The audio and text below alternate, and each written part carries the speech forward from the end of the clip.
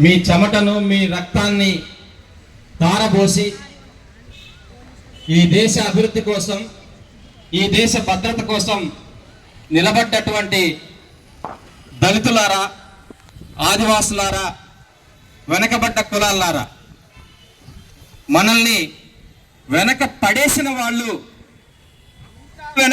వెనక్కి పడేయడానికే ప్రయత్నం చేస్తున్నారు. ఈ సందర్భంలో ఈ ఏర్పాటు చేసినటువంటి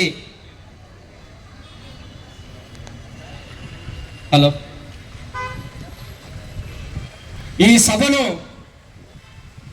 సభకు అధ్యక్షులుగా ఉన్నటువంటి సీనియర్ జర్నలిస్టు నా మిత్రులు చార్లెస్ గారు, నిరంతర పోరాట యోధులు, వారితో పాటు ఏసీయూసీఏ సంఘం, ఆ సంఘం యొక్క అధ్యక్షులు మిత్రులు ఆనంద్ గారు, అదేవిధంగా ఈ సభా వేదికకి ఇంత అందంగా తయారు కావడానికి ఈ యొక్క ప్రెమిసెస్ని, గ్రౌండ్ని ఇచ్చినటువంటి పెద్దలు డీన్ ఫాదర్ ప్రవీణ్ ఫాదర్ గారు, ఈ సభ ఏ రకంగానైనా సరే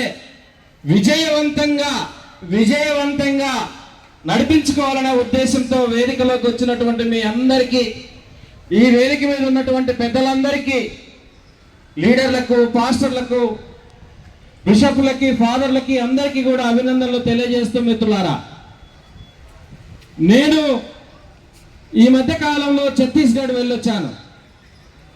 ఛత్తీస్గఢ్ వెళ్తే కొన్ని గ్రామాలకు పోయినప్పుడు మళ్ళీ మనము తిరిగి రాము అని అనుకొని అక్కడికి వెళ్ళాలి. ఏ గ్రామాలు అవి అంటే ఆదివాసులు జీవించే గ్రామాలు. ఆదివాసుల్లో ఎవరు జీవిస్తారు? క్రీస్తును నమ్మిన బిడ్డలు జీవించేటువంటి గ్రామాలకు వెళ్ళడం అంటే మనము తిరిగి రాము అనుకొని వెళ్ళాలి.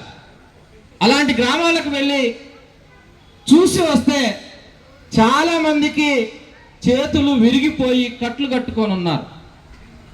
చాలా మందికి తలలు పగిలిపోయి నెత్తురు కూడా గడ్డగట్టకుండా, వైద్యం లేకుండా అడవుల్లోకి పారిపోయి చెట్ల వెంబటి, గుట్ల వెంబటి బతుకుతున్నారు.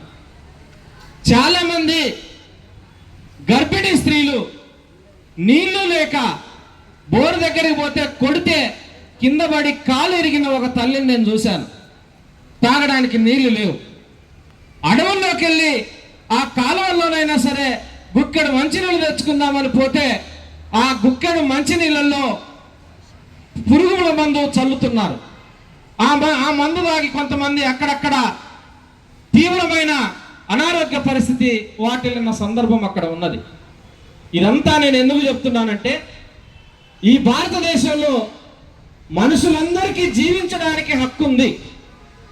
జీవించడం అంటే ఎట్లా జీవించవచ్చు అంటే, నీకు ఇష్టమైన ఆహారం తినొచ్చు, నీకు ఇష్టమైన దేవుణ్ణి ప్రార్థించవచ్చు, నీకు ఇష్టమైన మతాన్ని స్వీకరించవచ్చు, నీకు ఇష్టమైన చోట జీవించవచ్చు. ఇది భారతదేశంలో రాజ్యాంగము ప్రతి మనిషికి ఇచ్చిన హక్కు. కానీ ఇప్పుడు మనం అందరం మాట్లాడుకుంటున్నట్టుగా, మనం అందరం ఆందోళన పడుతున్నట్టుగా మతంతో ముడిపెట్టి మనుషుల్ని విభజించమని రాజ్యాంగం ఎక్కడ చెప్పలేదు. రాజ్యాంగం ఎక్కడ కూడా మతంతో ముడిపెట్టి మనుషుల్ని విభజించి మనుషులకి రాజ్యాంగం అందించాల్సినటువంటి హక్కుల్ని లేకుండా రద్దు చేయాలి అని చెప్పి రాజ్యాంగం ఎక్కడ చెప్పలేదు. ఇంకొక మాట రాజ్యాంగం ఏం చెప్పింది తెలుసా?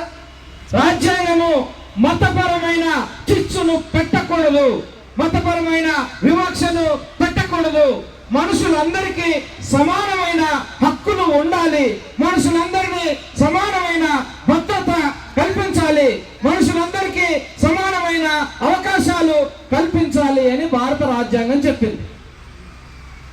నిజంగా మనం అందరం సమానమైన హక్కులు పొందుతున్నామా, అనుభవిస్తున్నామా? నిజంగా మనం సమానమైన హక్కులు, రాజ్యాంగం చెప్పినట్టుగా సమానమైన హక్కులు అనుభవిస్తున్నామా? లేదు. మనం ఏం అనుభవిస్తున్నాము? వివక్షను అనుభవిస్తున్నాము, అవమానాన్ని అనుభవిస్తున్నాము.